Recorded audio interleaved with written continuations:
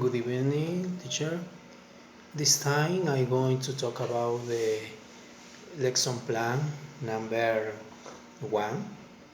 I would like to start with the objectives that I use in this lesson plan. Through this lesson plan, by the way, I have improved the objectives that according your recommendations. So I'm gonna talk about with the writing, listening, speaking, and reading. I going to start with the writing. Students will be able to write passive and active sentence in their notebook. In the skill listening, students will be able to listen carefully to passive and active voice sentences.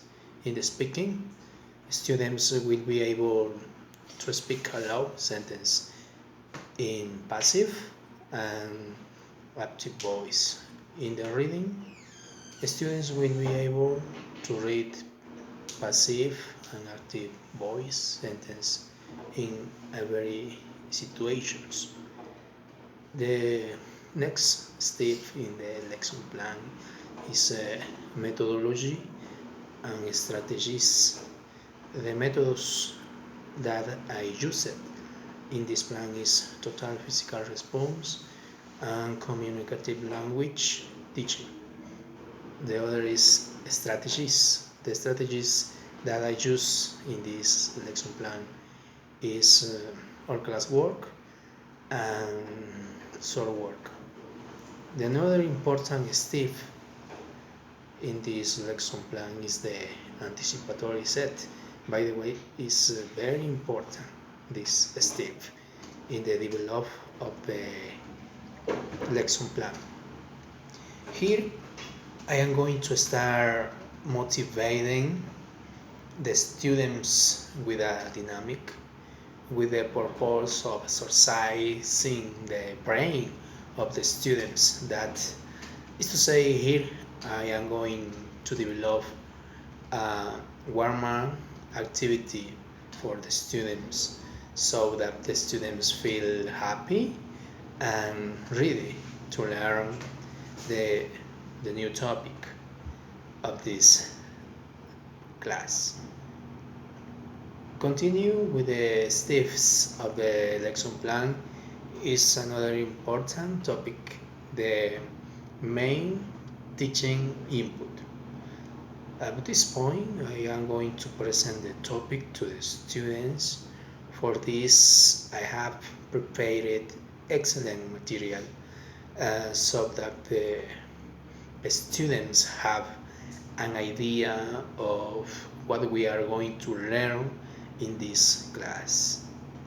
In some slides, I am going to indicate to the students the correct way to make sentence in active and passive voice.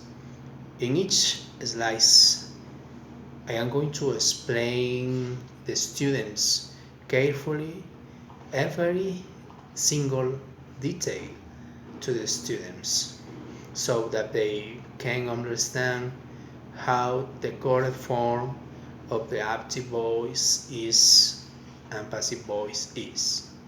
Another important step in this lesson plan is the modeling. At this point, I am going to indicate all the activities that the students have to do. For example, I am going to ask the students to take out a sheet of paper and write about 5 sentences in active voice and passive voice. So I am going to give the students all the activities that they have to do in the STEP modeling. Another important step in this lesson plan is the guided practice. The guided practice, in this point, I am going to ask the students to start developing the aforementioned activity.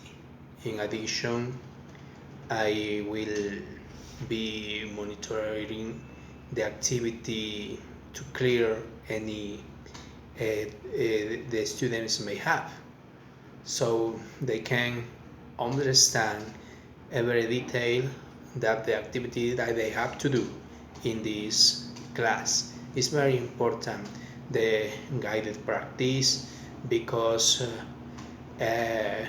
me as a teacher, I have to give some instructions the students they have to do in the activity, so it's very important.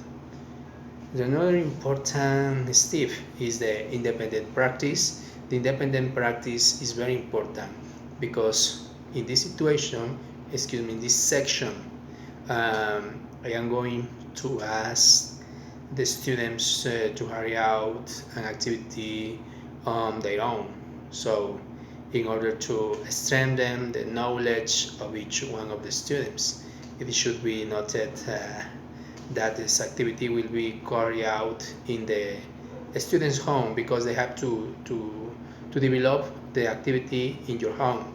So it's very important. The another step is the assignments. The assignments, in this section, I am going to evaluate the participation of each one of the students.